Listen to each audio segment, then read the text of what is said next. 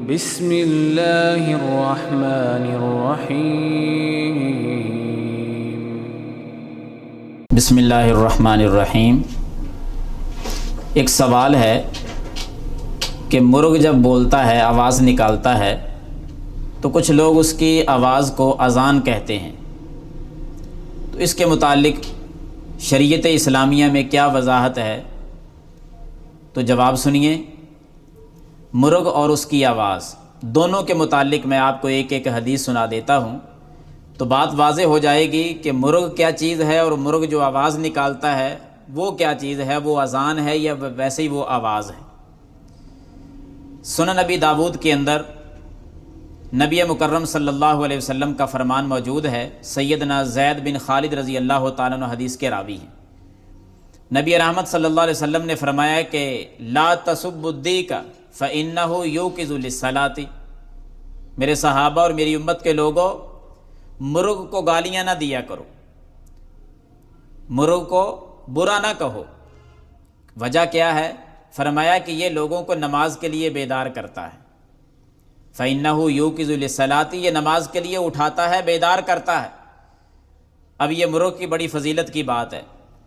دو وضاحتیں اس میں آ گئی ہیں۔ نمبر ایک کہ اس کو برا نہ کہو، نمبر دو یہ نماز کے لیے اٹھاتا ہے، اسی وجہ سے اس کی آواز کو اذان کہہ دیا جاتا ہے۔ دوسری حدیث صحیح بخاری میں ہے، ام المومنین سیدہ عائشہ رضی اللہ عنہا سے پوچھا گیا کہ نبی رحمت صلی اللہ علیہ وسلم تہجد کی نماز کے لیے کب اٹھتے ہیں؟ تو ام المومنین رضی اللہ عنہا نے فرمایا کہ جب مرغ کی آواز سنتے ہیں نا صبح تہجد کے ٹائم، جیسے مرغ بولنا شروع کر دیتا ہے، آواز کانوں میں پڑتی ہے، تو امام کائنات صلی اللہ علیہ وسلم اٹھ کر نماز تہجد پڑھتے ہیں۔ یعنی مرغ آواز نکالتا ہے تو نبی صلی اللہ علیہ وسلم اٹھ کر نماز تہجد پڑھتے ہیں۔ اور مرغ کو برا کہنے سے ہمیں منع فرما دیا گیا، کیونکہ یہ نماز کے لیے بیدار کرتا ہے۔ ان دو حدیثوں سے یہ بات واضح ہوئی کہ اس کی آواز بڑی مبارک ہے۔ جب یہ بولے تو نماز کے لیے یہ بلاتا ہے، اور پھر اس کی آواز جب ہمارے کانوں میں پڑے تو یاد رکھنا، مجھے اور آپ کو پتہ کیا حکم دیا اللہ کے رسول صلی اللہ علیہ وسلم نے؟ اس کو معمولی نہ سمجھنا، یہ اللہ کی ایسی مخلوق ہے جو فضیلت والی ہے۔ نبی رحمت صلی اللہ علیہ وسلم نے فرمایا جب بھی کبھی مرغ کی آواز سنو مت سمجھنا کہ یہ ایسے ہی بول رہا ہے۔ صحیح البخاری کی حدیث نمبر 1303 فرمایا یہ جب بھی بولتا ہے یہ اللہ کے فرشتے کو دیکھ کر بولتا ہے، اور میری امت کے لوگوں جب تمہارے کانوں میں مرغ کی آواز پڑ جائے، اس کے بولنے کی آواز تم سن لو اپنے کانوں سے، پھر تمہارے لیے حکم یہ ہے کہ فاسألوا اللہ من فضلہ، تم اللہ سے اللہ کا فضل مانگ لیا کرو۔ اللہم انی اسألک من فضلک، یہ دعا پڑھ لیا کرو، اللہ سے فضل مانگا کرو۔ کب؟